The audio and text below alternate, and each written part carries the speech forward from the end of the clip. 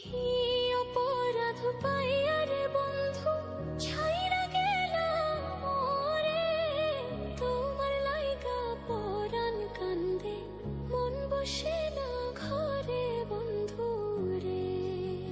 কি অপরাধ পাইয়া রে বন্ধু ছাইরা গেলাম মোরে, তোমার লাইগা পরাণ কান্দে মন বসে না ঘরে বন্ধু রে।